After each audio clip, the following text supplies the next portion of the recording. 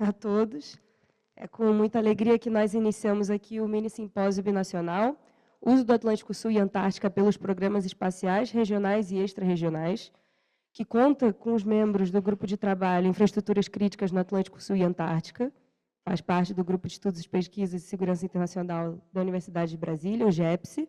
Então, sejam todos muito bem-vindos. Meu nome é Ana e eu vou ser a moderadora desse mini simpósio. E antes da gente começar, eu queria explicar rapidamente o funcionamento da atividade. Ela vai contar com 6 palestras de 10 minutos cada, e ao final de todas essas apresentações, a gente vai disponibilizar 10 minutos para possíveis perguntas e encaminhamentos. E aos apresentadores, eu só queria pedir atenção ao tempo de exposição para que a gente consiga cumprir com êxito essa atividade. Tendo feito as orientações, antes da gente começar, eu queria passar a palavra para a professora Laura, para ela fazer uma breve introdução. Bom, boa tarde a todos e todas, me ouvem bem? Bom, inicialmente eu queria agradecer ao professor Artem Andrianov, que eu acompanhei o empenho dele, né, finalmente viabilizar a realização do congresso, e é algo hercúleo, um trabalho incrível que ele conseguiu trazer para dentro da estrutura da UNB essa oportunidade e nos dar a oportunidade de organizar esse mini simpósio no âmbito, né, desse congresso. Esse grupo de trabalho a qual a Ana se refere hoje é composto por 34 membros, do qual eu atualmente sou a coordenadora geral. Desses 34 membros constituem binacionalmente, ou seja, entre Brasil e Argentina, 8 universidades. E esse grupo ele é muito eclético, as formações são as mais diferenciadas possíveis. Tentamos nos comunicar no melhor portunhol possível e produzir academicamente o que nos compete como professores, como cientistas, como investigadores, uma análise crítica sobre a ocupação do Atlântico Sul e da Antártida.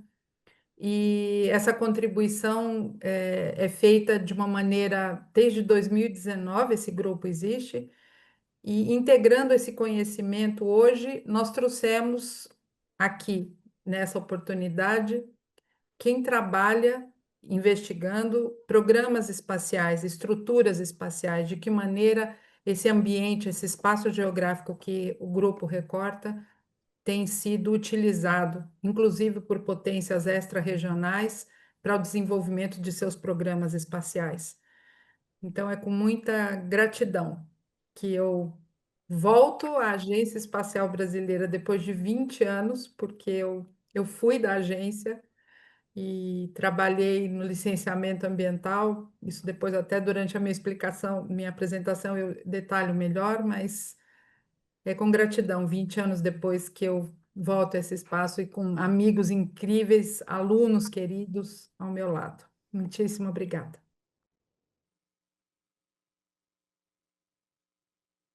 Obrigada, Laura.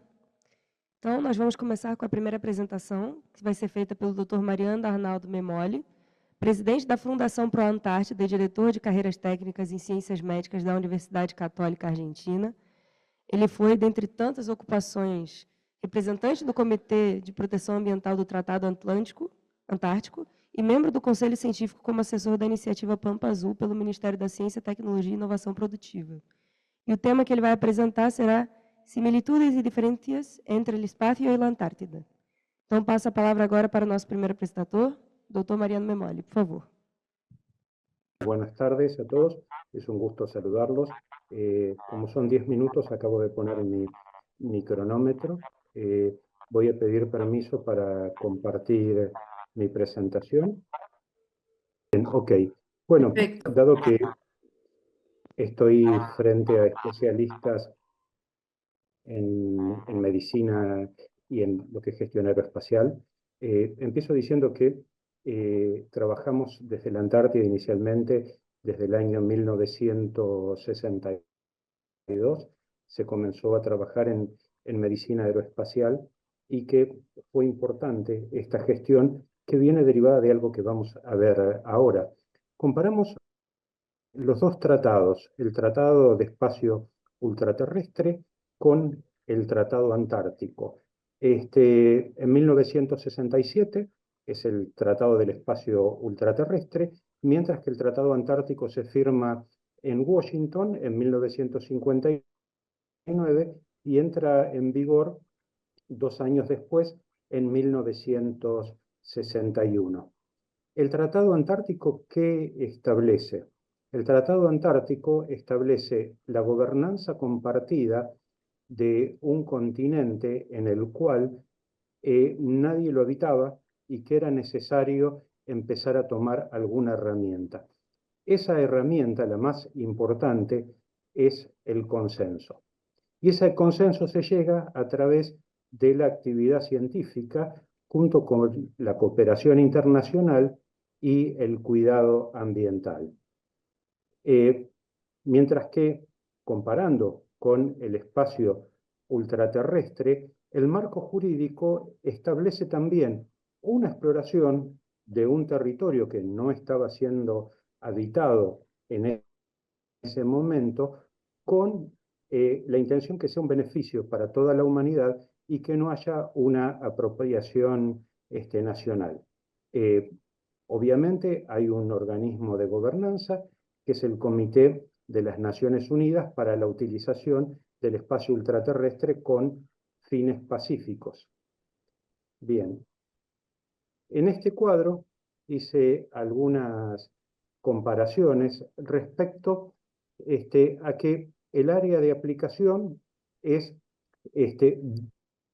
definida para la Antártida, si bien ahora cambió un poco porque es al sur del paralelo 60 sur, pero también luego del Tratado de Anexo de Protección Ambiental establece que es en ecosistemas asociados o la Convención para la Conservación de Recursos Vivos Marinos Antárticos, hasta la línea de convergencia de lo que se denomina el Océano Austral con los demás océanos.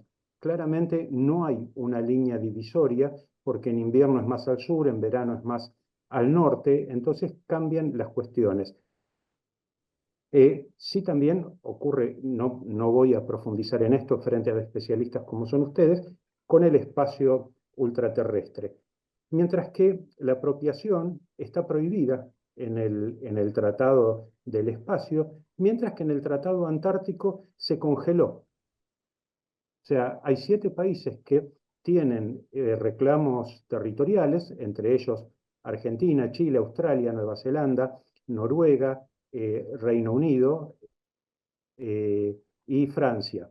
Y 2 países, 2 potencias, como la ex Unión Soviética, hoy Federación Rusa y Estados Unidos de Norteamérica, que se reservan el derecho de reclamar todo o una parte de la Antártida.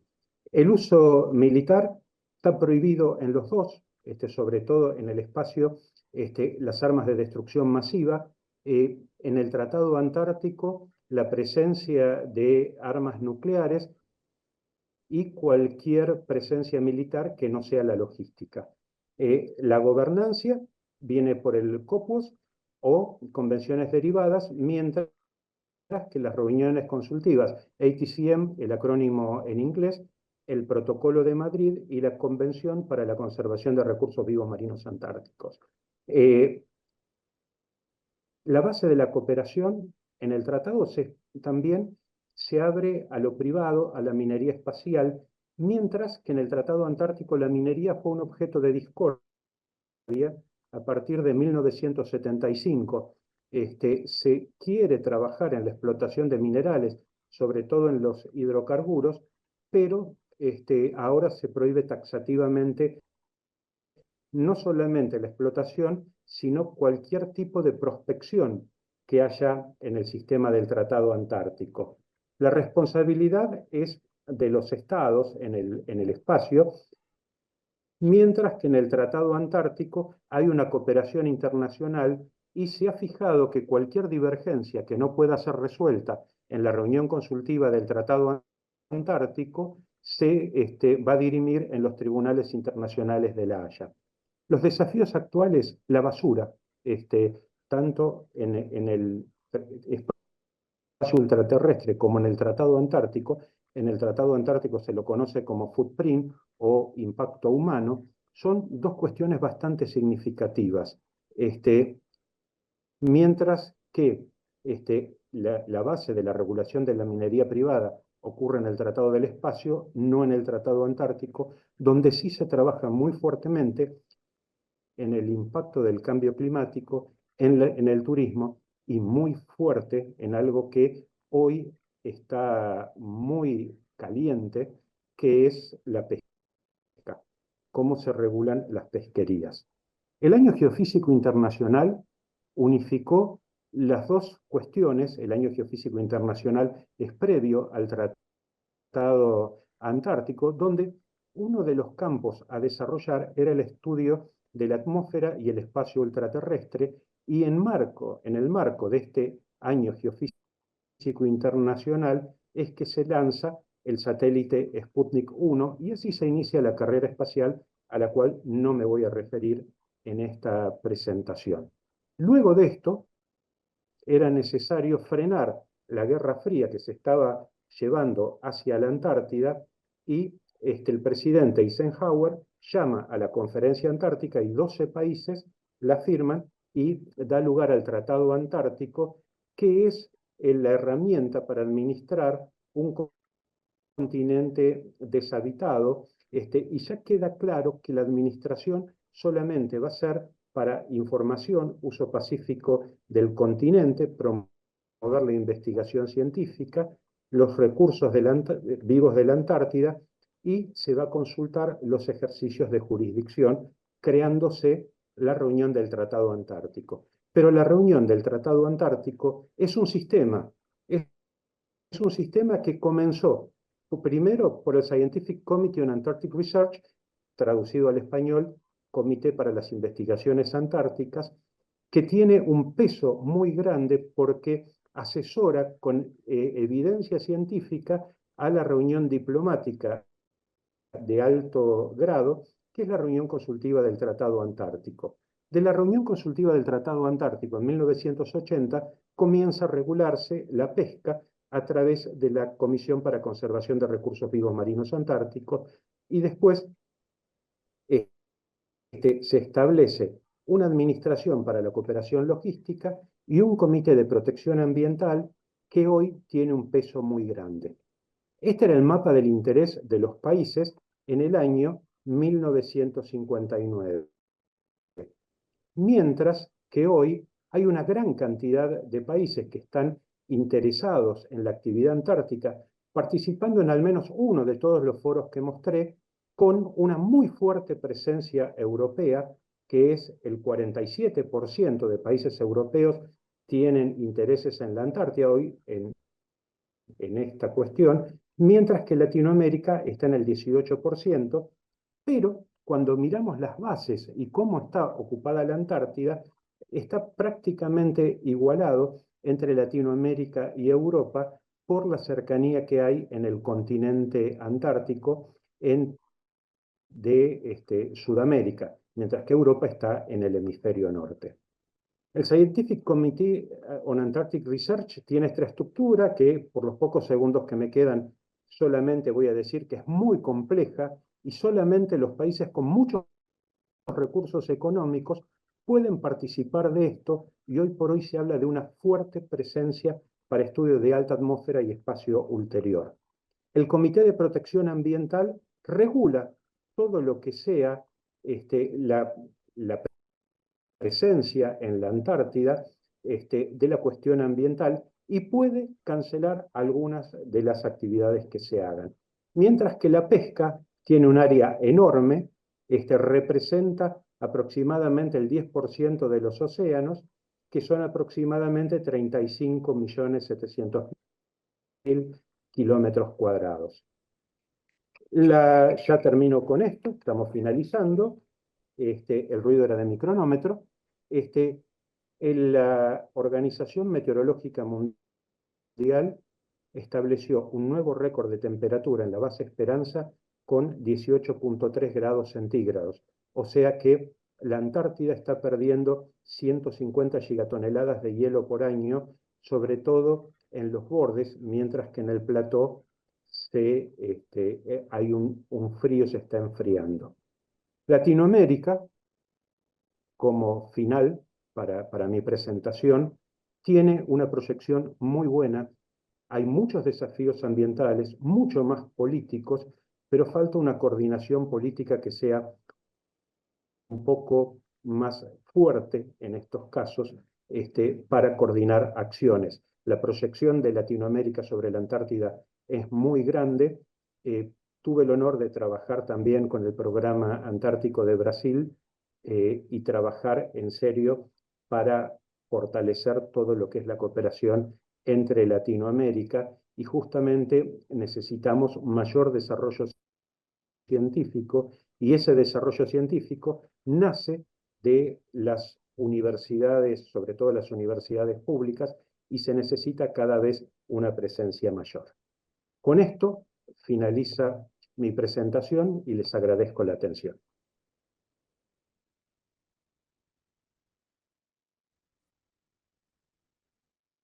Muchas gracias, doctor Mariano, por su presentación. Sin duda, temas como este son muy importantes para quienes estudian este campo. Gracias. Bom, o tema da próxima apresentação vai ser o Desarrollo Aeroespacial da Faculdade de Engenharia da Universidade de La Plata, com os professores Eduardo Williams, engenheiro civil pela universidade mencionada e mestre em administração de empresas, e Marcos Actis, doutor em engenharia pela Universidade Nacional de La Plata. Passo agora a palavra para os professores.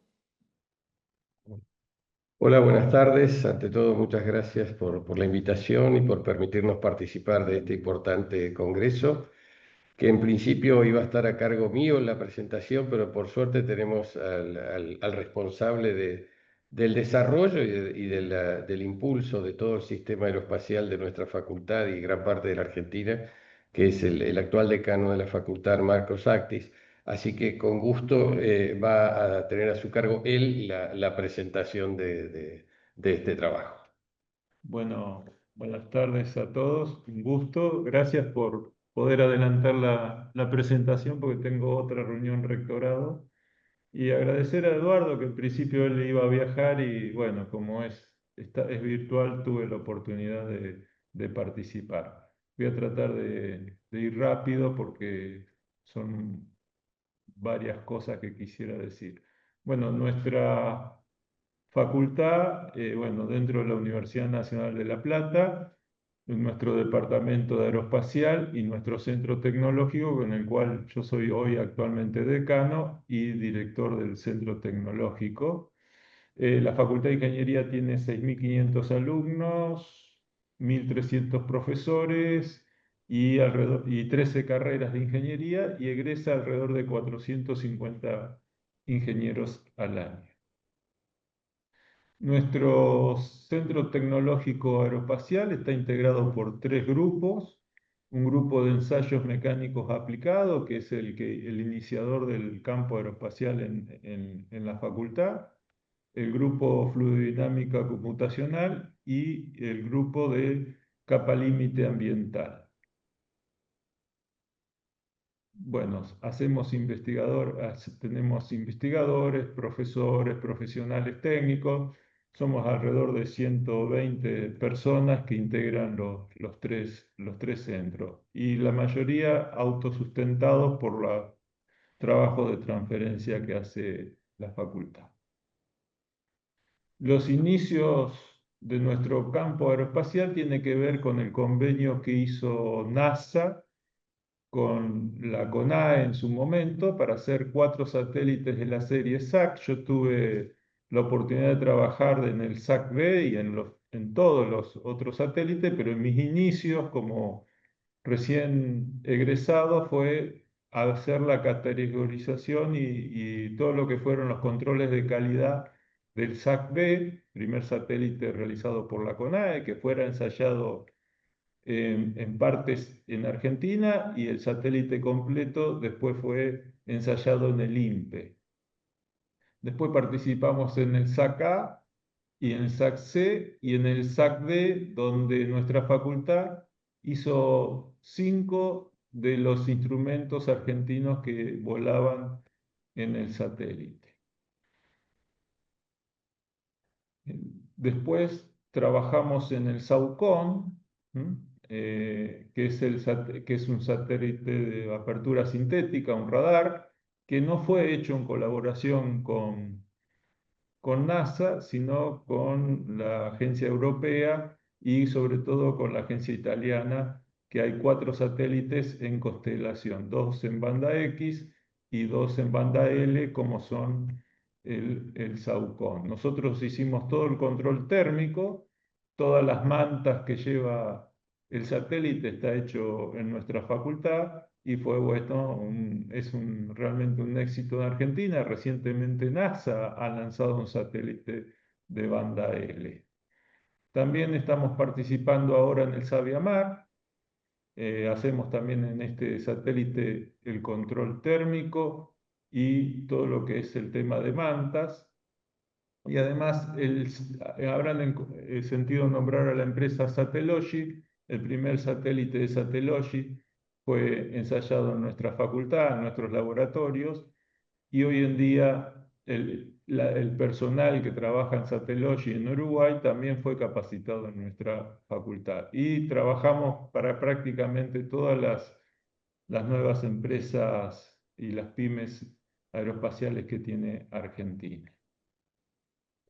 Un proyecto que también importantísimo para nosotros fue el trabajar en el proyecto Tronador y sobre todo en la construcción de los primeros BECs que se hicieron en la facultad. En nuestro hangar se montaron los vehículos experimentales, los 3 vehículos experimentales que volaron, donde se hizo todo el ensamblaje, toda la parte de control y estructural, como voy a mostrar aquí. Nosotros hicimos todos los cálculos de la parte estructural, tanto de las bases como todos los accesorios que montaron los BECs. En su momento hicimos también los ensayos de todos los elementos, de los tanques, de los motores, de los sistemas de separación, porque se iba a hacer el sistema de separación, y sobre todo en el departamento de electrotecnia, el grupo CENIT, que no es parte de nuestro centro, pero que trabaja en conjunto, desarrolló el GPS liberado, que no solo voló en el SAC-D, sino que también nos permitió el control y guiado de estos vehículos autónomos, un cohete con combustible líquido, presurizado, no con turbobomba, pero que tenía vuelo autónomo. Y fue ensayado con éxito aquí muy cerca de La Plata, en lo que se llama Punta Indio. Acá están las facilidades nuestras. Tenemos facilidades de ensayos estructurales, tenemos el laboratorio de control térmico y también un equipo de ensayos estructurales de alta capacidad, que era lo que nos permitió ensayar componentes del lanzador, ese es un equipo Spectra, adquirido en Brasil. Fue un proveedor brasilero, nos proveyó este equipo que permite hacer sistemas dinámicos en varios ejes simultáneamente, que no solo lo hemos usado para la industria aeroespacial, sino también para la de trenes, ensayando partes de trenes por su versatilidad que tiene. Tenemos también cámaras limpias y hacemos ensayos aerodinámicos y fluidodinámicos. Tenemos un túnel de viento que nos permite realizar ensayos atmosféricos también. Equipos de mecanizado, con lo cual estamos preparados para hacer desarrollos de prototipos. Como verán, aquí hay más cuestiones, la parte también de compuesto, ensayos de capacidad y descarga de tanques de combustibles criogénicos, bueno, todo lo que es referente al campo aeroespacial, sobre todo en la parte de propulsión y lo que son los cohetes, tenemos la capacidad de ensayos. Y respecto a lo fluidodinámico, tenemos un clúster donde podemos hacer simulaciones de flujos tanto en motores, se han realizado los motores de combustión líquido, de queroseno, oxígeno, queroseno, se han hecho los ensayos y sobre todo también la simulación numérica de la turbobomba que la está construyendo CONAE, que está a punto de construirse, y el motor ya fue ensayado regenerativo, ha sido ensayado con éxito, y muchos de los cálculos se hicieron en nuestro laboratorio en este departamento. También, por la experiencia adquirida en el proyecto Tronador con respecto a las baterías de litio, hoy nuestra universidad está montando una fábrica de baterías de litio, ya prácticamente está a principio de funcionamiento. Nosotros hemos hecho baterías espaciales, tenemos una batería que en principio iba a ser usada en el Sabiamar, que ya lleva 20.000 ciclos de cargas y de descarga, y que está hecha con baterías símil a espaciales, Sonic, y que bueno, funciona muy bien y es también parte de los nuevos proyectos que estamos haciendo, como estamos haciendo una serie de satélites que son la serie USAT. Estamos haciendo 5 CubeSat, el que ya está terminado, listo para lanzar por SpaceX, es el USAT-1, que va a medir GMS en órbita, que permite detectar las ondas rebotadas por los GPS y poder hacer ocultamiento y también mediciones sobre la atmósfera. Es un prototipo que está listo para volar y ya está terminado y en la fase de ser enviado hacia España y después hacia SpaceX para ser lanzado el año que viene, en junio del año que viene. Gracias al desarrollo del USAT, está totalmente realizado en la facultad, tiene todo el sistema de navegación realizado aquí, el GPS como les indiqué, y además el sistema de baterías está hecho aquí, y los paneles solares fueron realizados por la Comisión Nacional de Energía Atómica, que tiene todo, que ha sido la proveedora de todos los sistemas de CONAE con respecto a los paneles solares. Y gracias a eso nosotros presentamos a un concurso junto con la CONAE y somos uno de los pocos países que va a tener una misión en el proyecto Artemis II de la vuelta de la tripulación hacia la Luna, que va a ser el año que viene, en abril del año que viene, y va a llevar un satélite de 12 cubos realizados aquí en la facultad y montados junto con la CONAE, y se terminó de ensayar esta semana en Córdoba y está volando hacia NASA este viernes para ser puesto en el Artemis II.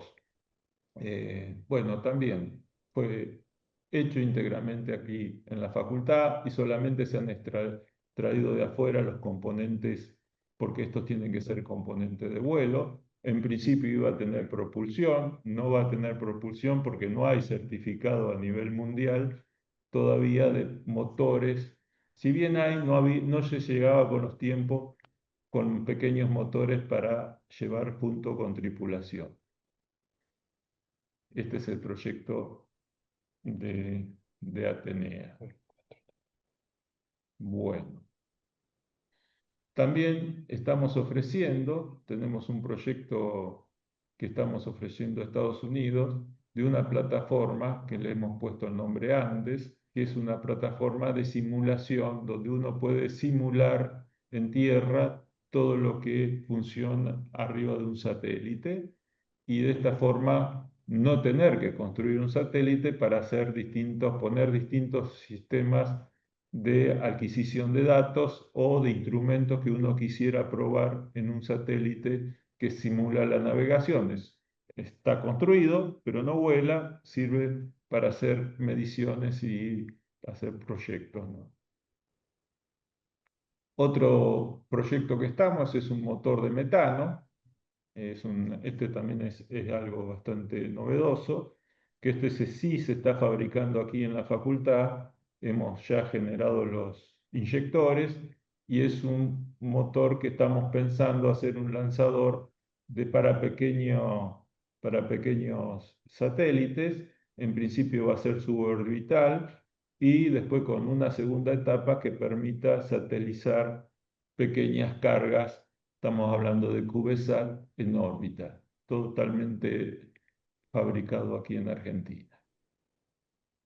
Y uno de los últimos proyectos que hemos realizado, todo esto es el avance por la parte de baterías, es un avión eléctrico que ha volado y ha sido certificado el año pasado como experimental y que tiene una autonomía de 1 hora de vuelo y está apuntado a un avión de entrenamiento. Si todo va bien, creemos que el año que viene podremos ya tener en funcionamiento nuestro segundo avión con las mejoras.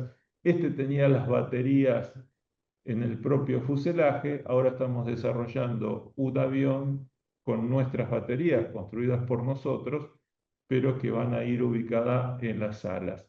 Así que, como ven, después tenemos varias ramificaciones de todo el desarrollo aeroespacial que tenemos, que bueno, daría para otra presentación, porque todos estos conocimientos adquiridos en el campo aeroespacial nosotros los hemos transferido también a todo lo que es la industria automotriz.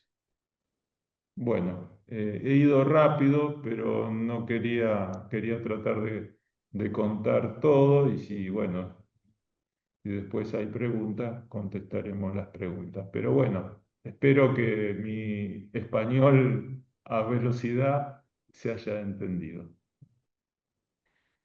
Muchas gracias.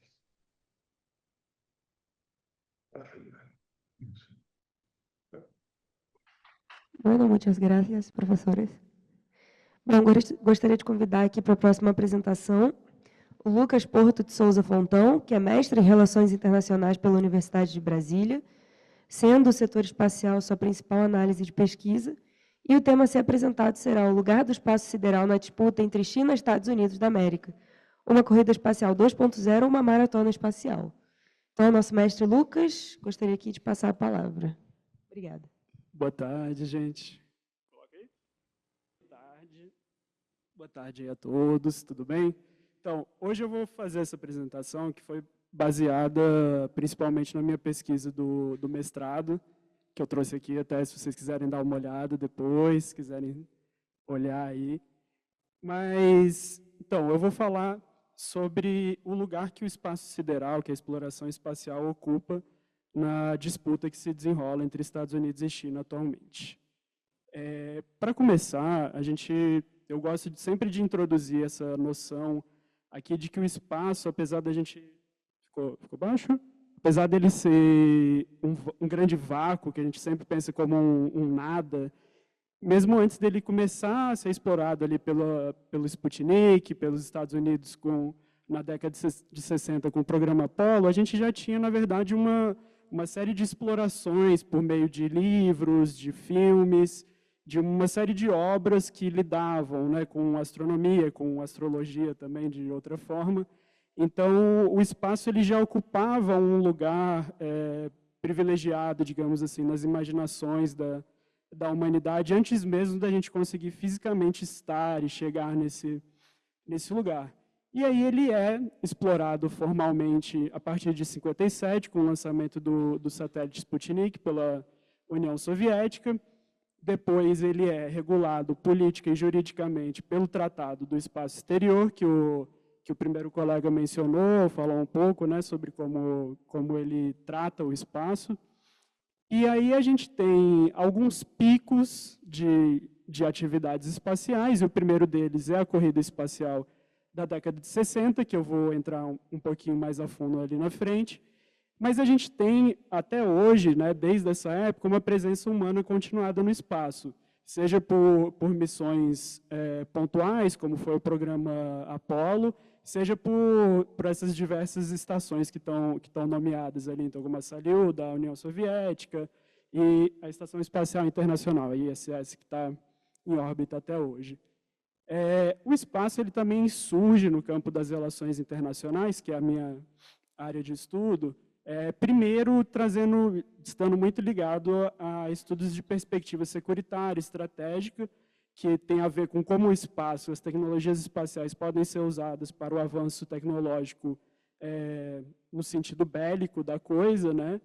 Mas isso vai se ampliando cada vez mais à medida que o tempo passa, e hoje a literatura ela abarca temas mais diversos que vocês possam imaginar, seja pela antropologia, seja pelas ciências sociais. E, além disso, hoje a gente tem uma proliferação muito maior das capacidades espaciais, que significa dizer que muito mais países possuem as tecnologias da exploração espacial, e não só países hoje, como empresas também, se vocês acompanham um pouco do Elon Musk, da SpaceX, e também de outros que estão presentes nesse segmento. E o espaço hoje ele já tinha, mas ele foi compondo e aumentando a sua importância singular na capacidade, no poder dos estados. Então, a gente fala que o poder espacial ele é um indicador de status político, econômico, militar e social. Ele é necessário, mas não suficiente para um estado se tornar uma potência. Ele é hoje um poder essencialmente ligado à infraestrutura e, principalmente, para a minha pesquisa, ele contribui para a construção das posições hegemônicas dos países que o desenvolvem. Aí, hoje, aqui, eu trago para vocês essa pergunta de trabalho, que na época foi a minha pergunta de pesquisa, né? Existe hoje uma nova corrida espacial protagonizada por Estados Unidos e China no século XXI, e aí, né, eu trago como reflexão, mas eu trago também o argumento, né, o resultado que eu encontrei na pesquisa, que é que existe uma tendência de parte da literatura e de analistas do campo de enxergar uma repetição da corrida espacial dos anos 60, mas eu argumento que isso é uma concepção equivocada do fenômeno que a gente observa hoje, e que isso estabelece uma comparação equivocada de momentos históricos diferentes, e que ignora as características atuais, né, da rivalidade entre Estados Unidos e China.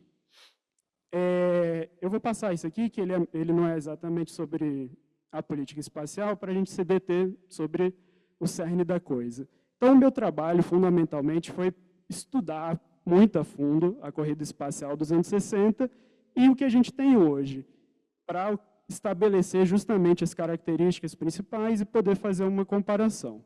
Então, a corrida espacial dos anos 60 que a gente teve, ela tem uma infinidade de significados para várias pessoas que você puder perguntar, e, enfim, isso aparece em filmes, isso aparece em pessoas que trabalharam nos governos, etc. Mas eu trouxe aqui algumas concepções, né, e os elementos principais que constituíram. Então, a gente tem uma competição dramática que se deu por influência e prestígio. A gente tem ela como um componente de uma corrida armamentista para o desenvolvimento de tecnologia balística, de mísseis intercontinentais, que são, em essência, foguetes modificados, né? Ou foguetes são mísseis modificados, dependendo de como você preferir. A corrida espacial serviu também como uma alternativa ao conflito militar aberto entre as duas principais potências da época, e tem uma importância ideacional, ideológica da corrida, né, que era uma forma de provar que o sistema capitalista ou socialista seria o superior. Então, a corrida foi uma disputa com objetivos claros, motivada por fatores de política internacional e também doméstica. Aí eu trago aqui 5 elementos principais, que a gente vai falar um pouquinho mais, que a corrida foi uma competição efetiva entre adversários. Então, quando a gente olha, quando a gente analisa o histórico da corrida ali, do começo dos anos 60 até 69, quando os Estados Unidos pousam na Lua, a gente observa que Estados Unidos e União Soviética efetivamente tentavam superar os feitos um do outro. Então, os Estados Unidos mandava vamos dizer, um macaco. Não, a União Soviética vai botar o primeiro homem no espaço. Depois botou no espaço, vai botar a primeira órbita, e vai até que se consegue pousar na Lua, que era a linha de chegada estabelecida para essa disputa, né? Chegar à Lua. Houve uma construção também de uma narrativa, ou seja, de que essa corrida representaria, né, o sucesso do sistema capitalista ou do sistema soviético, como eu falei, ela serviu como uma alternativa à guerra aberta e ela foi também uma anomalia histórica, tanto do ponto de vista de mobilização de recursos nacionais, quanto de emprego, de orçamento, enfim, de capacidade humana. E aí a gente tem o que hoje as pessoas gostam de falar, de uma nova corrida espacial, de uma corrida espacial 2.0, e é aí que entra a importância desses 5 elementos essenciais. Porque hoje, na verdade, o poder espacial ele se transformou, a gente tem um mundo muito mais globalizado, muito mais informatizado, muito mais interconectado do que a gente tinha ali nos anos 60. A gente tem conflitos militares cada vez mais tecnológicos e que dependem cada vez mais de infraestrutura espacial para se desenrolarem. A gente tem um diferencial que a liderança em tecnologia proporciona, que são as vantagens competitivas globais e a superioridade militar. E o espaço hoje ele tem uma diferença, que nos anos 60 era uma coisa fenomenal, você conseguir lançar um foguete, você conseguir lançar pessoas para o espaço, e hoje o espaço se tornou um pouco mais mundano. Ele tem uma importância muito mais de dar apoio para a infraestrutura de telecomunicação, navegação, monitoramento e exploração científica. O contexto internacional também mudou, como eu falei para vocês, a gente tem uma proliferação das capacidades espaciais, mas a gente tem um sistema internacional que é muito mais multipolar, então a capacidade, a distribuição de poder dos estados é muito mais plural do que era nos anos 60. Então, todas essas coisas fazem a gente chegar numa conclusão de que a rivalidade espacial atual ela não exibe características que correspondem aos elementos principais da corrida espacial original. Então, hoje, a gente não está vendo uma competição efetiva entre esses rivais. A gente não está enxergando uma linha de chegada estabelecida. Por mais que Estados Unidos ou China falem, às vezes, estabelecer uma base no Polo Sul, esse objetivo ainda é muito nebuloso, sobretudo do lado chinês. Ela não está servindo como uma alternativa à guerra entre essas duas potências, e não há esforços que caracterizam uma anomalia histórica. A gente não tem orçamentos sendo aumentados drasticamente para alcançar algum objetivo nessa seara. Há, porém, a tentativa de construção dessa narrativa, né? Então, vocês vão ver muito noticiário, às vezes até funcionários do governo norte-americano falando uma corrida espacial renovada, mas não é isso que se enxerga, vamos dizer, na prática, né? no campo. Então, eu falo que hoje a gente vê uma maratona para consolidar uma presença permanente e continuada no espaço, conjugando as dimensões civil, militar, comercial e de inteligência do poder espacial, sem desarticular a execução de uma estratégia, né, com esforços desenfreados para alcançar objetivos de curto prazo. Para concluir, eu vou retomar aqui a pergunta de trabalho que eu trouxe para vocês, né? Então, a gente começou ali com, né, há uma corrida espacial acontecendo hoje. A minha conclusão, e não sei a de vocês, né, é de que não, a gente não tem uma corrida espacial. A gente tem um fenômeno que a gente chama de alargamento conceitual, que é quando a gente pega um conceito bem estabelecido e alarga ele, a gente tenta generalizar ele para mais casos, e o que a gente acaba fazendo é tornando o conceito banalizado, a gente aumenta a explicação, mas a gente perde em poder de explicação, a gente prejudica o potencial de análise, diminui a qualidade das pesquisas que se baseiam nesses conceitos, e aí o que eu afirmo para vocês a gente vê uma competição, mas não uma corrida, né? Uma coisa não precisa acontecer junto da outra. A gente pode enxergar uma rivalidade no campo espacial entre Estados Unidos e China, sem necessariamente caracterizar isso como uma corrida, né? E aí eu recorro a uma metáfora que eu descobri durante o mestrado, que nem todo mundo lembra dessa metáfora, mas por algum motivo ela existe na minha cabeça, que é aquela fábula da lebre e da tartaruga, que aposta a corrida, a lebre fica... Saiu o som? Oi? Foi? Tá. Enfim, que a lebre se acha a fodona, corre, resolve descansar, fala, não, vai dar tempo tranquilo, e a tartaruga vai e ultrapassa. Então, isso tem a ver com o que está acontecendo hoje, que a gente recorrer ao conceito de corrida pode fazer com que os estados corram o risco de correr demais, sem uma linha de chegada, E aí, você vai chegar onde? Você vai parar onde? O que, que você está querendo fazer de verdade? A gente tem o risco da presunção, de se achar muito mais poderoso do que é, né? Muito mais efetivo, muito mais capaz do que se é. E aí, hoje, a rivalidade espacial se configura muito mais como uma maratona. Quem vai encontrar sucesso hoje não é quem correr e chegar no primeiro lugar.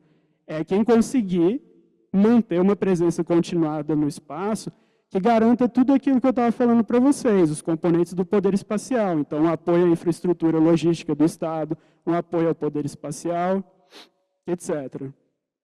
Né? Então, analogias para fechar, analogias imprecisas trazem consequências perigosas para a tomada de decisão, formulação de políticas públicas e para o próprio campo de estudo das relações internacionais também. E é isso, gente. Nem vi se eu estourei o tempo ou se... Obrigado. Obrigada, Lucas. Eu queria convocar aqui a gente para fazer um pequeno intervalo, 5 a 10 minutos, antes da apresentação da Isabela. Em instantes a gente volta. Muito obrigada. Acho que não tem, né? Mas vocês sabem que está tendo coffee break aqui, né? Se vocês quiserem aproveitar.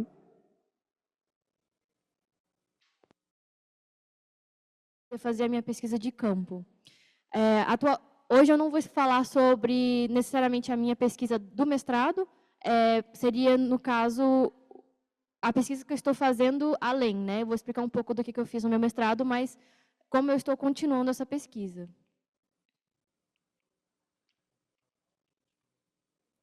Deixa eu ver. Então, uma introdução, né, para quem não conhece, o programa do CIBERS é um programa sino-brasileiro de satélites de recursos terrestres, que é uma parceria entre o INPE, aqui no Brasil, e a CAST na China. Então, ele teve início em 1988, claro que as negociações começaram muito antes, mas o acordo realmente começou em 1988, e os dois países se juntaram, então, para construir um satélite de sensoriamento remoto. Então, o primeiro satélite foi lançado em 99, ou seja, praticamente uma década depois, e desde então o programa já realizou 6 missões, contando com o CIBERS 3, que teve falha no lançamento, né? Mas todos os outros foram bem-sucedidos e muitos estão em operação até hoje. E esse programa promoveu, então, uma cooperação de longo prazo e resultou em diversos acordos bilaterais e destaca, então, uma colaboração muito inovadora e extremamente estratégica. Então, qual a importância do tema, né, dessa questão de satélites? Primeiro de tudo, assim, já puxando um pouco da minha tese, que foi mais um foco de 88 a 2003. Então, as perguntas de pesquisa foram por que o programa foi criado e como que ele sobreviveu, né? Porque, como a pesquisa que ele mostrou, a China, hoje em dia, as pessoas se perguntam se há uma corrida espacial, mas, na época, a China era totalmente diferente do que é hoje. Então, hoje, eles já têm missões aí para ir para Marte, para a Lua, só que, nessa época, eles não tinham tanta capacidade e a China e o Brasil tinham, na verdade, uma situação, né, um panorama econômico muito parecido. Então, os dois países em desenvolvimento tinham muita dificuldade em criar esse tipo de tecnologia. E por que é importante, então, você criar esse tipo de tecnologia? A resposta principal é você evitar a dependência, né? Então, se você pensar hoje em dia na Amazônia, para você ter o controle de desmatamento, de queimadas, você usa dados também do satélite do INPE, o satélite do CIBERS. E, antigamente, o Brasil tinha que comprar esses dados, né? Então, além do custo da compra dos dados, você também fica dependente de se os outros países vão continuar oferecendo esse tipo de tecnologia para você ou não. Então, apesar de ser muito custoso, ser muito difícil, quando você tem essa tecnologia própria, você tem muito mais poder também sobre seu próprio planejamento estratégico urbano, a sua proteção ambiental, além de vários outros fatores, né? Então, a partir de desafios comuns que tanto a China como o Brasil tinham e capacidades complementares, né, em termos do que eles tinham naquela época de tecnologia espacial, eles superaram grandes obstáculos, né, políticos, técnicos e logísticos para desenvolver satélites de observação da Terra. E, como bem-sucedido, esse satélite auxilia, então, na gestão de recursos naturais, monitoramento do meio ambiente e planejamento de políticas públicas.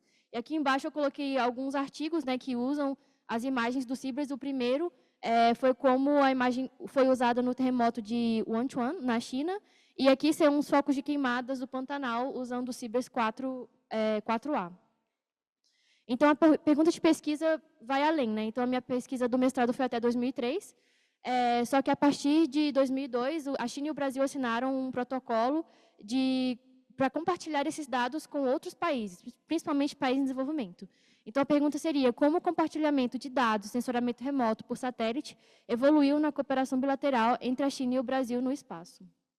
Então, como resultado, eu trago aqui também, como outros colegas trouxeram, o Tratado do Espaço Exterior, de 1967, que já dizia que o espaço ele deveria ser explorado para benefício e interesse de todos os países, independente, então, do seu grau de desenvolvimento econômico e científico. A questão é que isso, na prática, é muito fácil, na teoria é muito fácil, na prática já é muito complicado, porque nem todo mundo tem acesso às mesmas tecnologias, nem todo mundo tem a mesma capacidade financeira ou até tecnológica de conseguir ter isso, né? Então, apesar do CIBERS começar a, de fato, distribuir esses dados para outros países, desde o Acordo de Cooperação já de 1988, antes do primeiro satélite já ter sido construído, o artigo 1º já falava, né, em desenvolver o satélite com base na igualdade e benefício mútuo, e o artigo 6º, primeiro parágrafo, já falava da possibilidade do uso e envio de dados para os países, claro, a partir de uma autorização mútua, né? Então, até então, tinha esse precedente, mas nunca tinha sido realmente feito. Já no protocolo de 2002, que trouxe uma mudança muito grande, ele já falava que as partes examinarão a conveniência do estabelecimento de uma joint venture para comercialização ou distribuição dos produtos do programa CIBERS a terceiros países. Então, isso já mostra uma mudança assim, muito importante nos próprios documentos e nas próprias negociações dos dois países. Até então, vem um marco, né, que o INPE tornou públicas as imagens do CIBERS em 2004. Então, até hoje, se você quiser entrar no site, você pode ter acesso às imagens do CIBERS, você pode usar isso para os fins de pesquisa, para diversos fins. E aqui eu trouxe uma notícia de 2005, né, então foi um ano depois.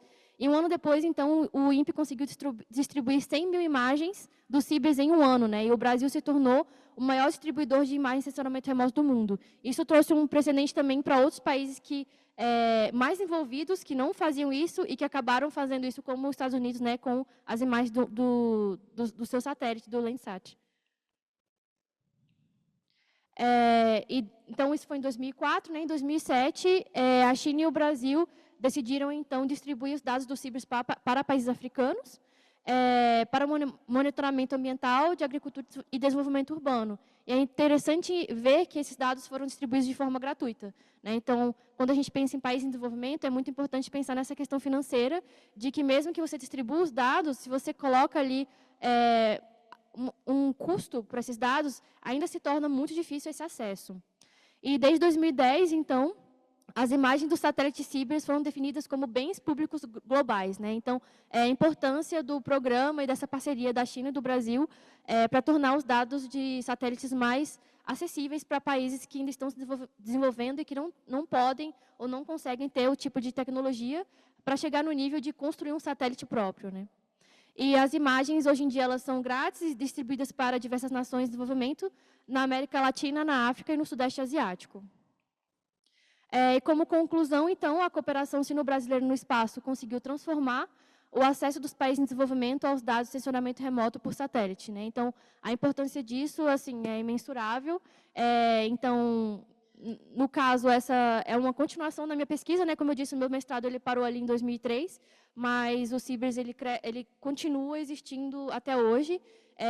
Além das 6 missões que eu já comentei, a China e o Brasil já assinaram também o CIBERS, a cooperação para o CIBERS 5, né, que vai ser provavelmente 2030, que já vai ser um satélite geoestacionário, vai ser o primeiro da cooperação desse tipo, e também o CIBERS 6, que deve ser lançado em 2028, que vai continuar e cada satélite eles melhoram ali as câmeras ou a tecnologia disponível para o processamento remoto. E é isso, muito obrigada. Quem quiser entrar em contato, aqui estão as minhas informações. E quem tiver também perguntas, acho que no final a gente vai ter uma possibilidade e uma oportunidade de poder fazer. Muito obrigada.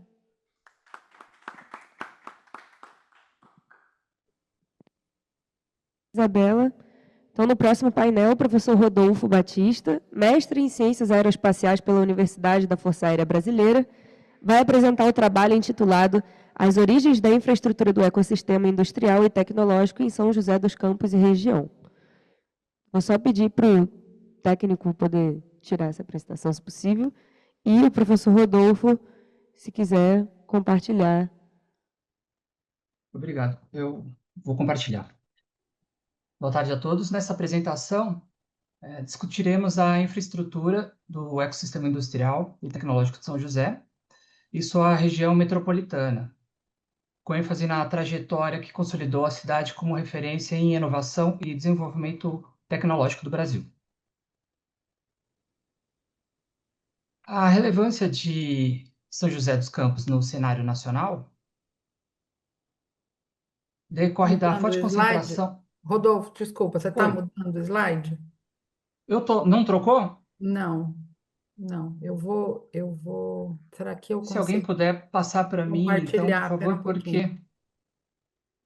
Agora mudou, agora mudou. Acho que está com um delay, né? É.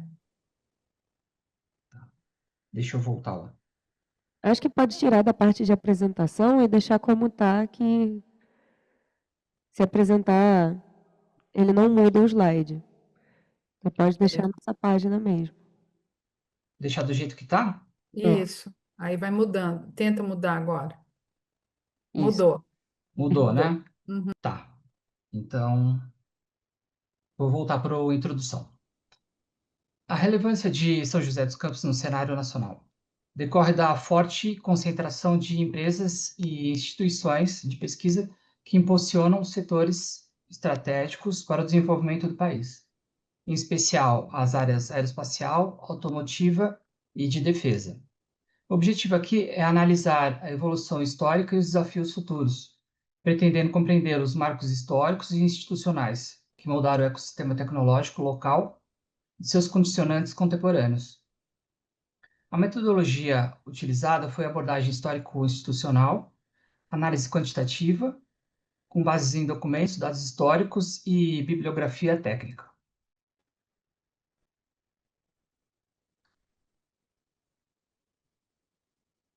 Por que a cidade de São José foi escolhida para ser um polo tecnológico?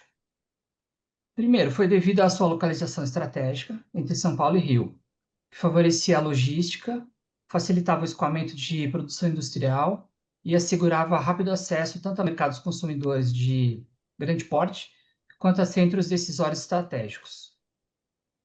A infraestrutura pré-existente e as disponíveis foram chave, pois já haviam rodovias, ferrovias e terrenos adequados para grandes instalações ainda pouco ocupados, sem contar com a topografia favorável e a existência de campo de pouso e instalações prévias do Ministério da Aeronáutica na época.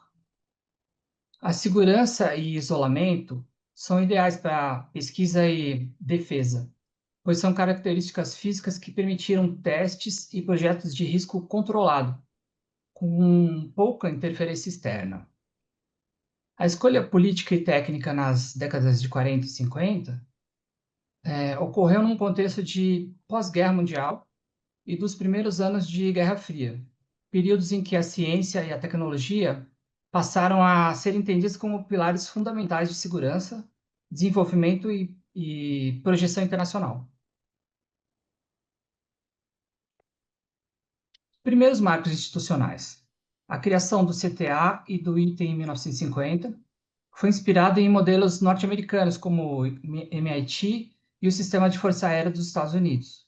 O então ministro da Aeronáutica, tenente brigadeiro do ar Casimiro Montenegro Filho, idealizou um complexo que unisse pesquisa, desenvolvimento e formação de recursos humanos de elite.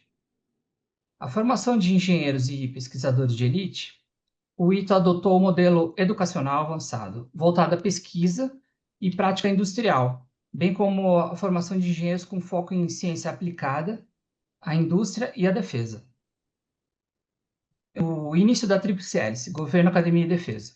Desde os primeiros projetos implantados em São José, estabeleceu-se uma dinâmica de interação coordenada entre governo, instituições acadêmicas e setor de defesa.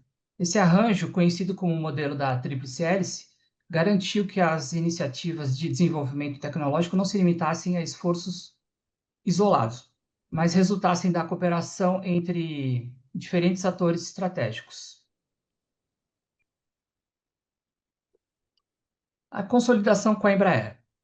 A fundação da Embraer em 1969, a empresa surgiu como resultado direto da capacidade de transformar o conhecimento acadêmico e científico produzido em instituições como o ITA, DCTA, em produção industrial estratégica. Desde então, a Embraer consolidou-se como uma das maiores fabricantes de aeronave do mundo. A integração entre ciência e produção. A Embraer produziu o conhecimento gerado no ITA e ICTA em produtos concretos, de alto valor tecnológico e prontos para o consumo e exportação. A inserção no mercado global de aviação regional, a Embraer tornou-se referência mundial em aviões turbohélice e jatos comerciais de pequeno e médio porte. Estimula a formação de cadeias produtivas locais. Isso impulsionou o surgimento de fornecedores especializados, empresas subcontratadas e um ecossistema industrial complementar voltado ao setor aeronáutico, como se fossem pequenos satélites.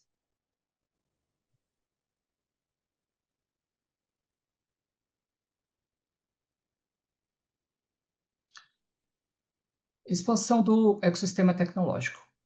Surgiram novas instituições na região, tais como o INPE, IAV, Unesp, Unifesp. Esses centros trouxeram novas áreas de investigação e formação, diversificando os campos de conhecimento para além da engenharia aeronáutica e espacial e consolidando São José como um ecossistema científico e tecnológico multidisciplinar. A formação de arranjos produtivos locais.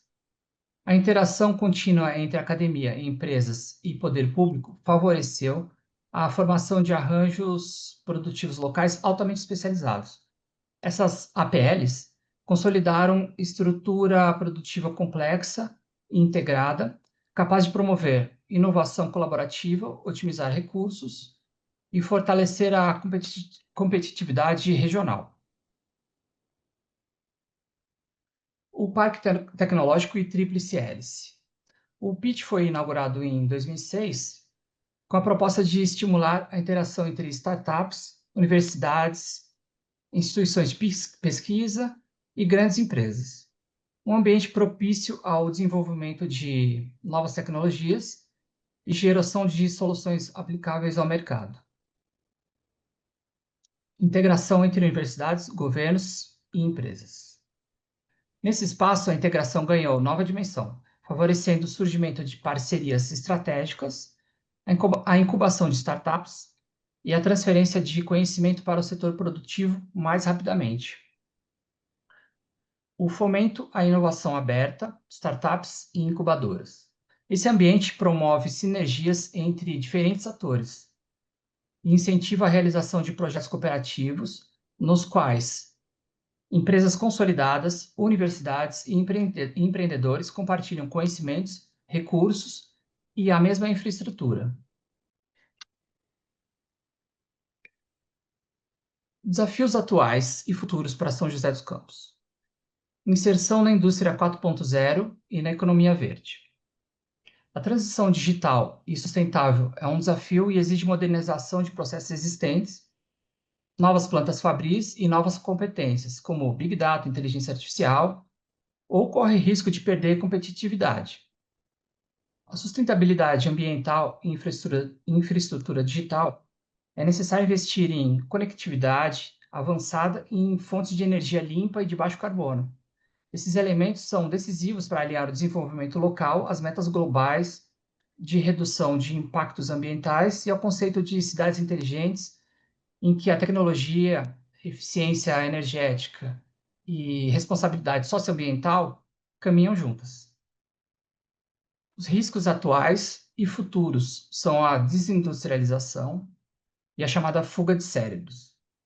Sem políticas públicas eficazes de incentivo à inovação, retenções de talento e fortalecimento da base produtiva, o ecossistema regional corre o risco de perder competitividade e enfraquecer sua posição de destaque no cenário nacional e internacional.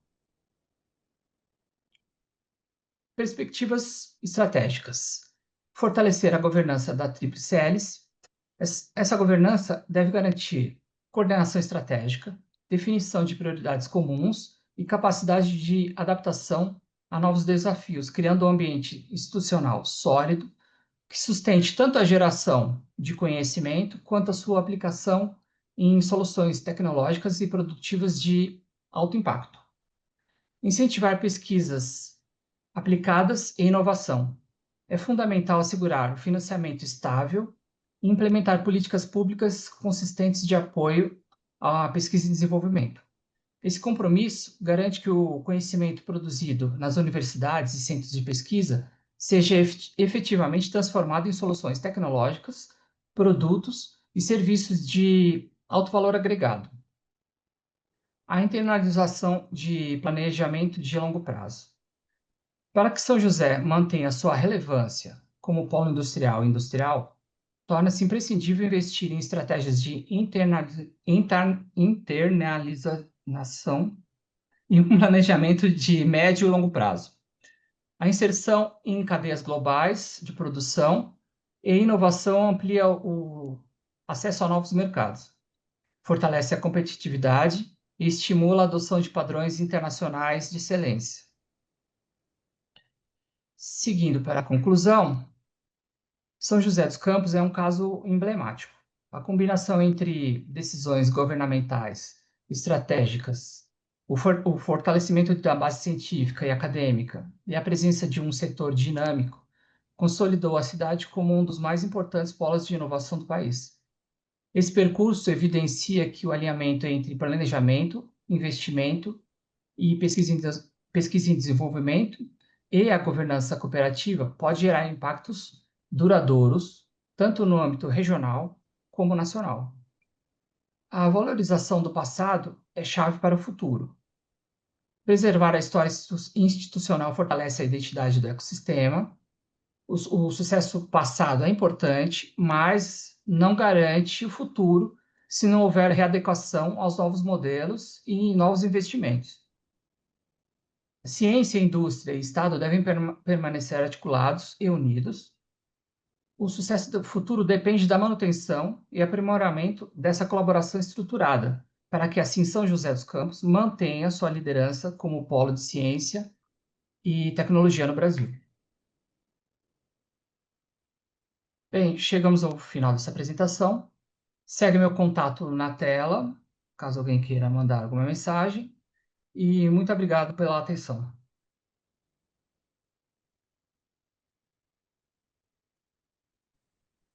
Obrigada, professor Rodolfo. E agora, como última apresentação, eu gostaria de passar a palavra para a querida professora Laura, doutora e mestre em Relações Internacionais pela Universidade de Brasília, além de ser a coordenadora deste grupo de trabalho que vos apresenta esse mini-simpósio e tantas outras coisas que a caracterizam. E o tema a ser apresentado será o uso da Cordilheira dos Andes e do Altiplano Sul-Americano por programas espaciais extrarregionais. Então, professora Laura, por favor. Vocês me ouvem bem?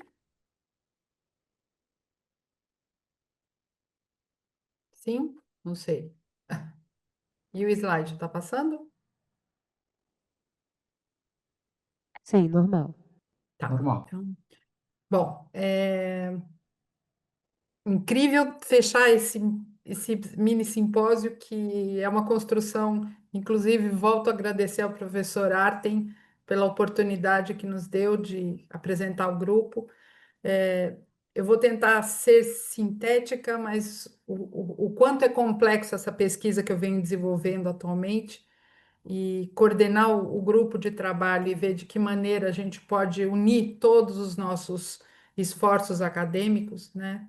Em específico, hoje, eu sou pós-doutoranda no IREL, na UNB, e faço parte do ProDefesa 5, baseado na minha supervisão da professora Ana Flávia Granger e Barros, fazendo uma análise das infraestruturas, de que maneira as infraestruturas, principalmente da região sul do Brasil, têm ao grau de vulnerabilidade dessas infraestruturas frente a eventos climáticos extremos. Então, esse é o meu lugar dentro do projeto do Prodefesa.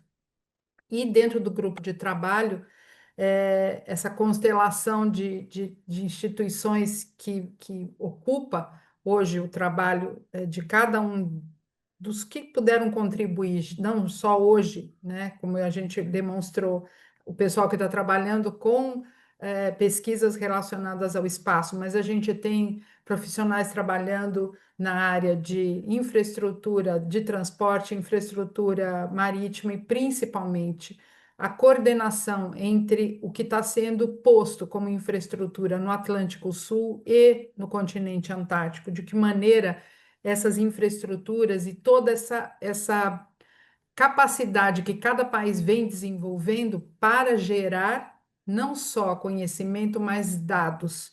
Então, a Isabela acabou de comentar que, como Cibers é considerado, os dados gerados pelos satélites Cibers hoje são um bem comum da humanidade.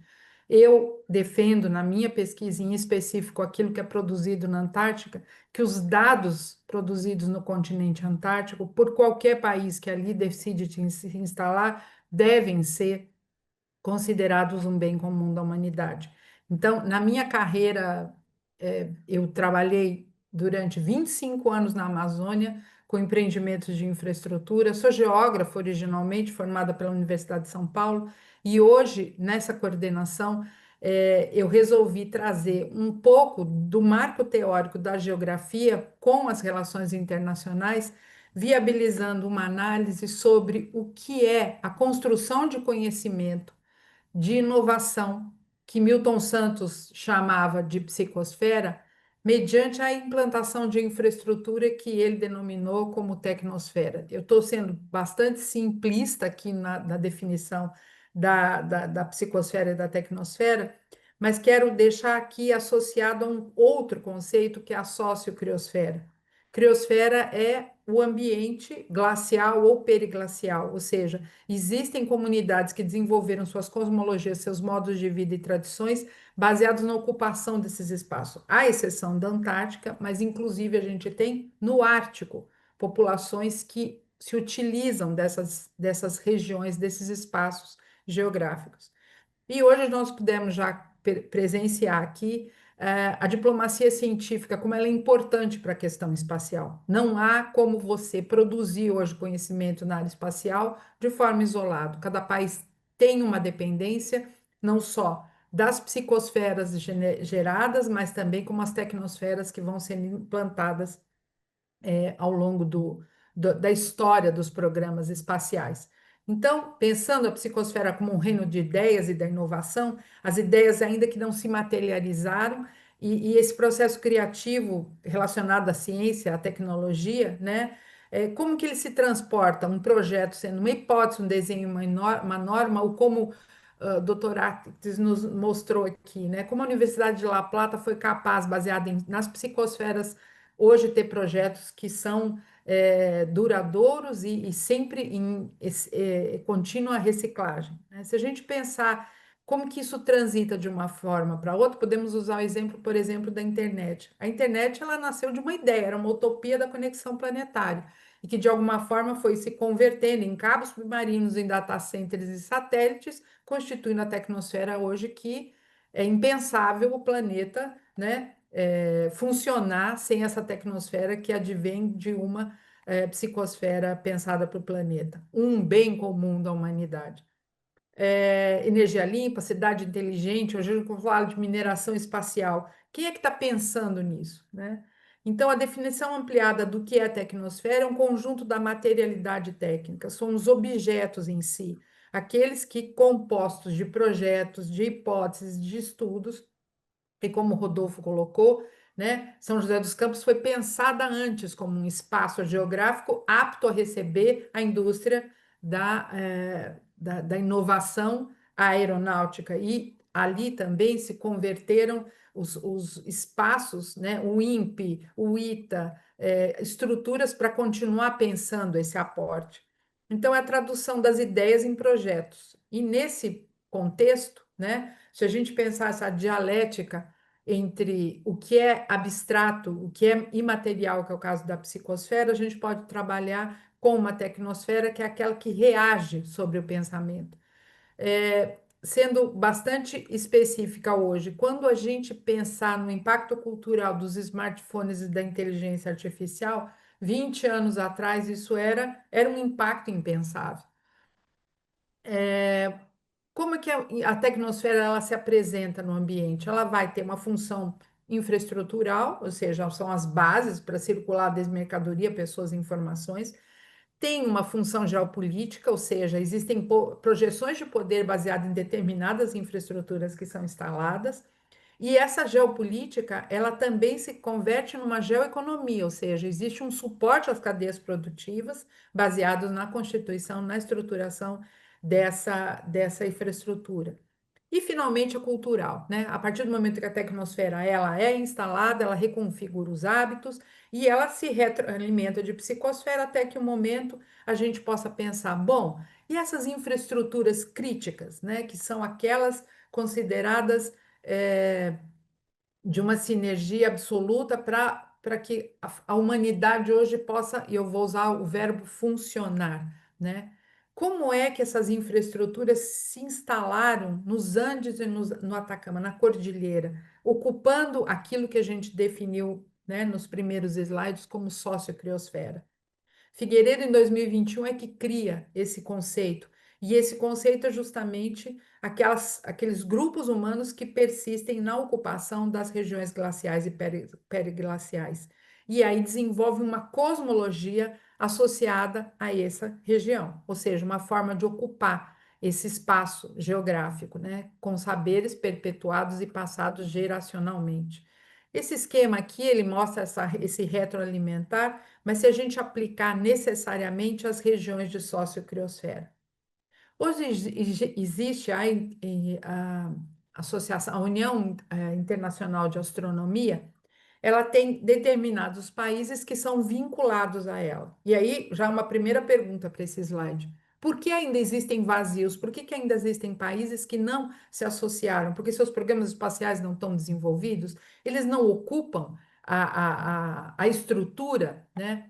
E que estrutura é essa? Hoje, se a gente definir o recorte que eu me proponho a fazer aqui, é o recorte do território chileno, do território argentino.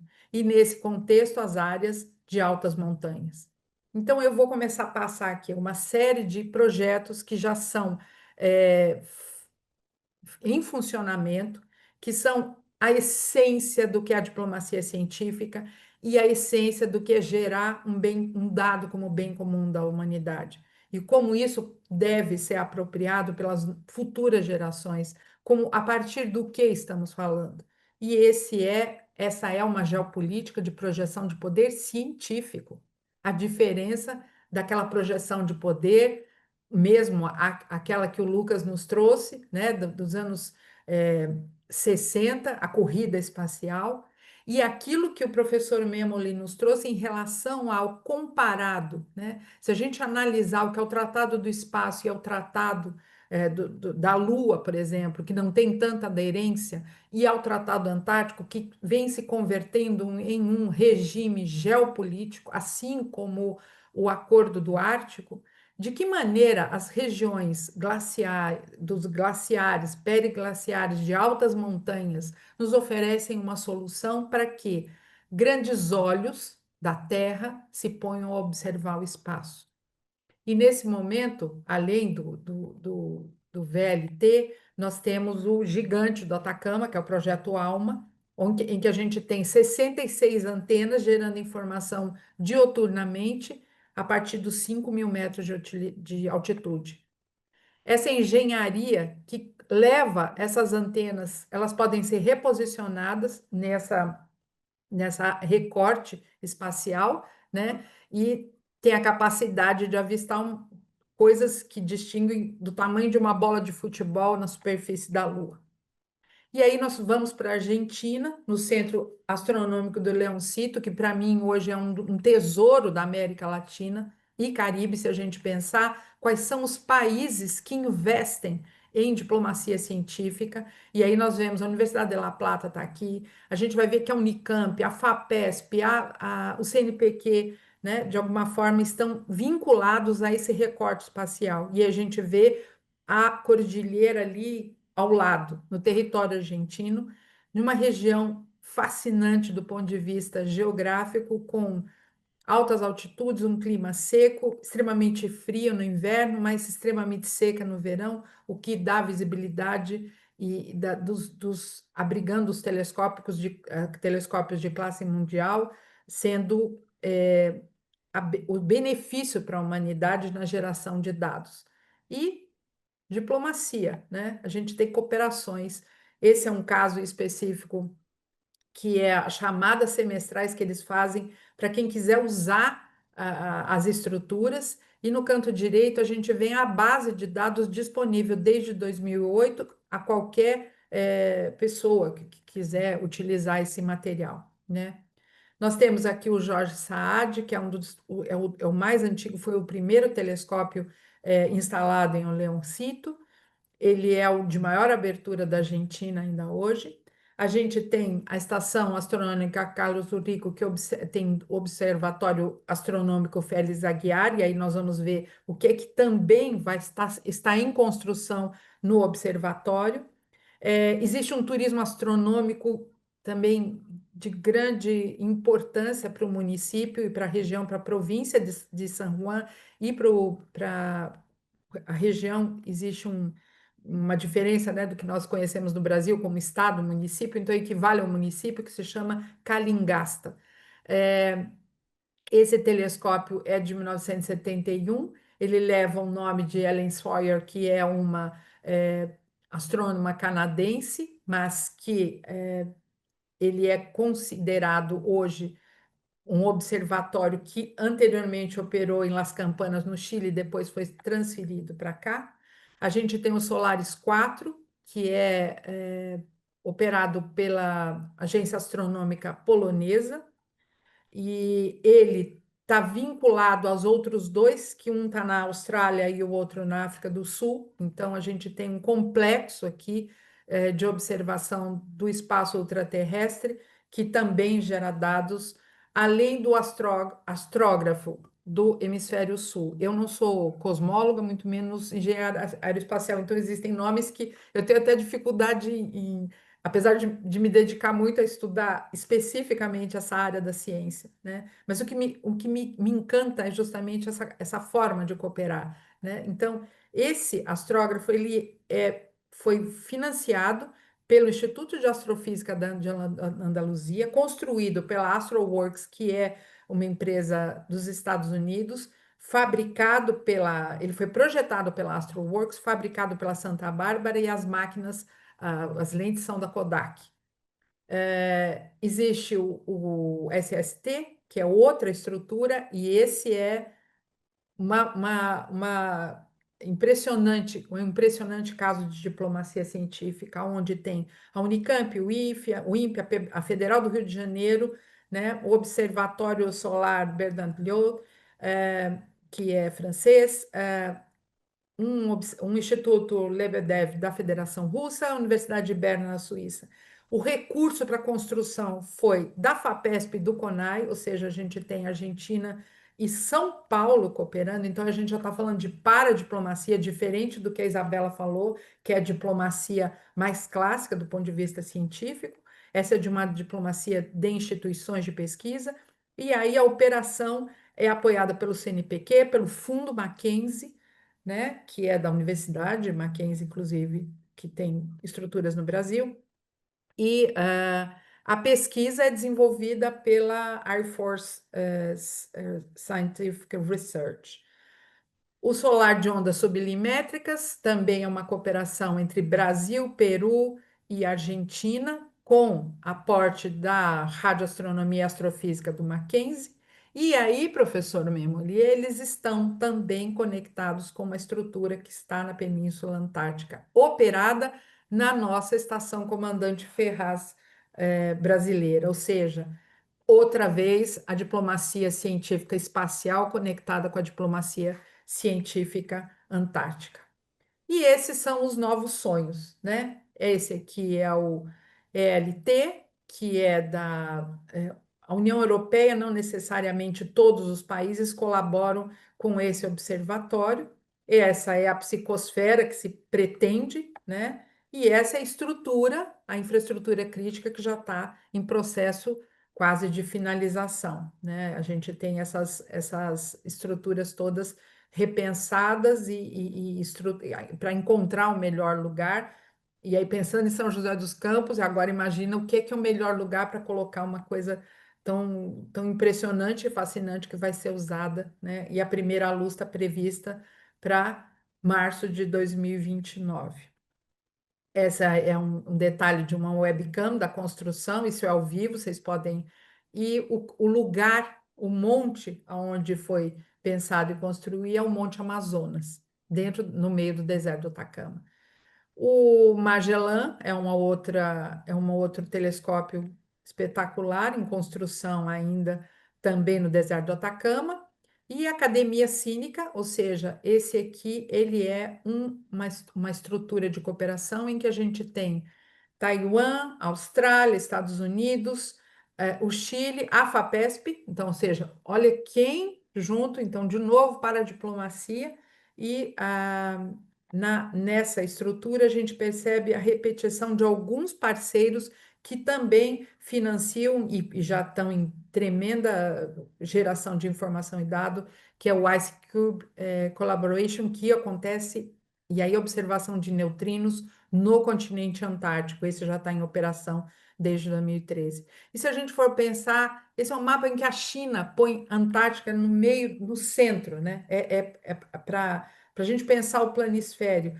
E muito me admira, né? Se a gente for pensar um mapa de uma constelação de países, né, que pretende analisar o processo de observação do universo e do celeste, não considera a Antártida como seu recorte geográfico. E aí vamos para o CONICET, né? Existe uma proposta da Constituição junto ao CONICET, a Universidade de San Juan e o Observatório Astronômico Nacional Chinês para a implantação do CART, que é o radiotelescópio argentino, né? Ele está desde 2011, os memorandos de entendimento, a psicosfera evoluindo, a escolha do lugar, a pedra fundamental em 2020, o início da montagem teve um atraso por conta da pandemia, mas esse é o lugar onde o CART hoje está em pleno processo de testes, inclusive de início já de projeção desse que vai ser o maior radiotelescópio para observação de neutrinos, o segundo maior do mundo, né? Eu coloco aqui, destaco o engenheiro Marcelo Segura, que tem esse canal no YouTube, esse documentário no YouTube, em que vocês podem ter mais notícias e entender com mais detalhe. E aí, por fim, aquilo que eu, né, me coloco na minha pesquisa, eu tento unir a criosfera, os oceanos e o espaço para a geração de essa emergência dessa cooperação sul-sul, confirmar isso a partir da ocupação do Atacama e do deserto, Cordilheira dos Andes, desculpa, essa interdependência estratégica, de que maneira isso se dá numa reconfiguração geopolítica, e aqui N fontes e referências e materiais, e esses slides estão todos disponíveis já junto à organização do CAP. Agradeço mais uma vez e me coloco à total disposição. Quem quiser pode aderir ao nosso grupo, que está com disponibilidade integral para recebê-los. Muitíssimo obrigada.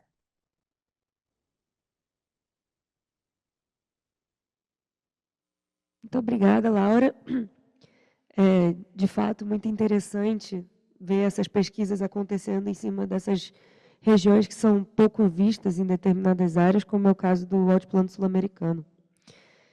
Bom, com o fim das apresentações, eu queria convocar a audiência para fazer seus respectivos questionamentos, se tiver alguma consideração. Só, caso tenha, nós pedimos que se identifiquem e informem a quem será direcionada a pergunta, a consideração. Teve um professor que foram um dos primeiros. Só um instante aqui. O professor Actis, ele só pediu para quem tiver perguntas a ele para encaminhar para o e-mail que está aqui comigo, então, caso alguém queira, é só pedir o endereço de e-mail dele. Alguém tem alguma pergunta, alguma consideração a fazer?